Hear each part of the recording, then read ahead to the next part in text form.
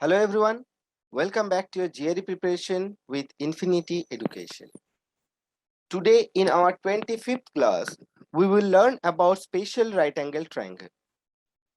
So in our previous class, that is in triangle, we have learned about right angle triangle. But here, we will learn about the special right angle triangle. Now let's see, what are the special right angle triangle? So the first special right angle triangle is 45, 45, 90. So if we see a triangle with the internal angle as 45, 45 and 90. So the opposite of 45, 45 should be 1 and opposite of 90 should be root 2. So the ratio of sides with the angle 45, 45 and 90, they have to be 1:1 root 2. There is one more special right angle triangle, that is 30, 60, 90. So if a triangle is 30, 60, 90, so opposite of 30 should be 1, opposite of 60 should be root 3, and opposite of 90 should be 2. So the ratio of opposite sides with the triangle angle as 30 degree, 60 degree or 90 degree, they have to be 1:2, root 3:2.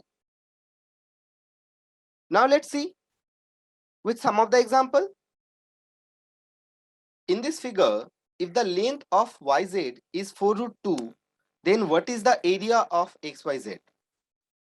So I have redrawn the figure first with xyz and 30 degree as x degree. Now in the question it is given the length of yz as 4 root 2. So I have mentioned yz as 4 root 2. Now the question is asking what is the area of xyz. So to find out the area of xyz, I first have to calculate what should be the height, because the formula for area of any triangle is half into base into height. So if I draw a perpendicular from point Y on xz, so I'm mentioning that as W. So these two are 90 degree because this is a perpendicular. So now if this is 30 and the angle W equals to 90, so angle X, Y, W should be 60, because we know sum of internal angle of a triangle is 180 degree. So XYZ was 105. Now we can see that X, Y, W is 60. So W, Y, Z should be 45. And as Y, W, Z is 90. So Y, Z, W should be 45 again. So I can see two special right angle triangle here. Now as we know, 45, 45 and 90 are in the ratio of 1:1 root 2. So if the opposite of 90 is 4 root 2, so the other two sides should be 4:4 root 2. So we are getting YW equals to 4 and WZ equals to 4. And we also know 30, 60, 90, they have to be in the ratio of 1:root 3:2. So if we see the opposite of 30 as 4, so they have to be in the ratio of 4:4 root 3:8. So we are having x w equals to 4 root 3 and x y as 8. Now as the question was asking for what is the area of xyz, so the area for xyz should be half into base into height.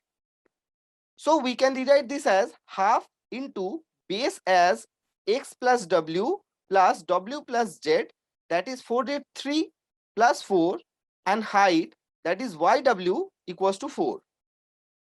Now if we simplify, it should be 2 into 4 root 3 plus 4, that is 8 root 3 plus 8. So D should be the answer to the question. I hope the question is clear to you. Now let's see with one more example. If the degree measure of xyz is 60, what is the value for x? Okay. So now if you consider the right side triangle, that is xyz, so it is given xyz equals to 60 degree. And as we know, sum of internal angle of a triangle is 180 degree. So we can write XYZ plus angle YZX plus angle ZXY equals to 180 degree. Now, as it is given XYZ equals to 60 degree, so we can have angle YZX plus angle ZXY equals to 120 degree. Now, of the triangle XYZ, we can see XY and YZ is 5 and 5. So we can say this is an isosceles triangle. So in case of isosceles triangle, all the adjacent angle should be same. So X, Y and Z of this triangle, YXZ and YZX, they have to be same. And as sum of these two angle is 120, so individual of them have to be 60 degree. So now we are having, this is 60, 60 and 60. Now as we know, in a triangle, if all the internal angles are same, that is called a equilateral triangle. And in case of a equilateral triangle, all the sides are same. So we are having XZ equals to 5. Now out of the bigger triangle that is on the left side, that is X, Z and W, we can see XW equals to 10 and XZ equals to 5. Now we can utilize the 30, 60, 90 here, because we know 5 and 10 is in the ratio 1:2. So YZ have to be 5 root 3. Because there is a 90 degree, so this should satisfy the Pythagorean theorem. So we are having opposite of 5 as 30 and the other angle as 60. So the value for X we are getting in this question as 60. That is the answer to the question. I hope the question is clear to you. Now let's see with one more example. In the figure above, what is the area of triangle ABC? Okay. So to find out the area of triangle ABC, so I need the height and base. So we know the famous Pythagorean triples as 3, 4, 5, 6, 8, 10 and 5, 12, 13. Now if you see the triangle on the right side with the 6 and 8 with a 90 degree, that means it is following the Pythagorean theorem. So the other angle or the opposite of other angle, that is 90 degree, have to be 10 because it will follow the 6, 8, 10. So we are having BC equals to 10. Now as angle BAC equals to 30 and angle BCA equals to 90, so ABC have to be 60 because we know sum of internal angle of a triangle is 180 degree. So again here we can utilize the formula of 30, 60, 90. So 30, 60, 90 are in the ratio 1:√3:2. So if the opposite of 30 degree is 10, so they have to be in the ratio of 10:10√3:20. So we are getting AC equals to 10√3, being the opposite of 60 degree. Now opposite of 90, that is AB, have to be 20. Now the question is, what is the area of triangle ABC? So area of triangle ABC should be half into base into perpendicular height.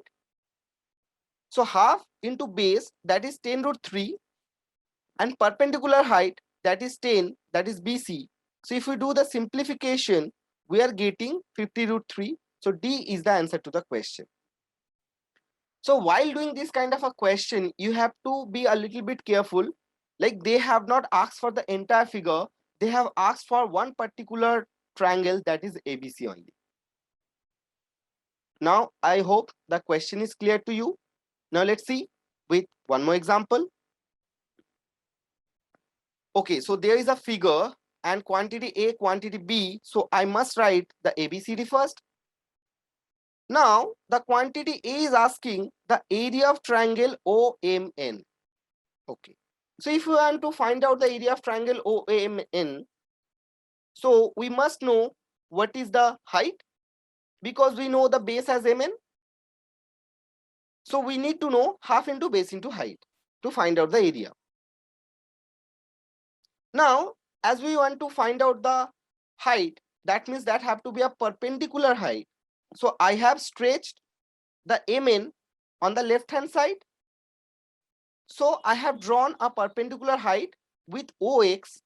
So we are getting the area of triangle OMN as half into MN into OX. MN being the base and OX being the height.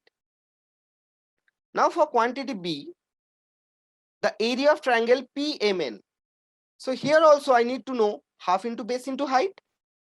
So again, I need to know what is the height. So I have stretched the MN to the right side. So to find out the perpendicular height, I have drawn this line, that is PY. So I can rewrite this equation as half into base as MN and height as YP. So now I can see both the quantity A and B is consist of some variable length. Now we can see, as it is given, MN is parallel to OP. So the perpendicular distance between the two lines, that is MN and OP, should always be the same. So we can say OX equals to YP. So we are getting both the quantities are same. So C should be answer to the question. Now, after doing this kind of a questions, we have come to a conclusion that it is not evident every time that we need to know the value for the variable like MN or OX or YP. Sometimes with some knowledge and ideas also, we can say that they are equal, but there should be enough justification behind that. Now, I hope the question is clear to you. Now, if you have any doubt regarding the full class that we have done today, or if you are doing any other questions from any other sources, and if you have any doubt over there, you can always get back to us in the comment section. Thank you, everyone. Happy learning.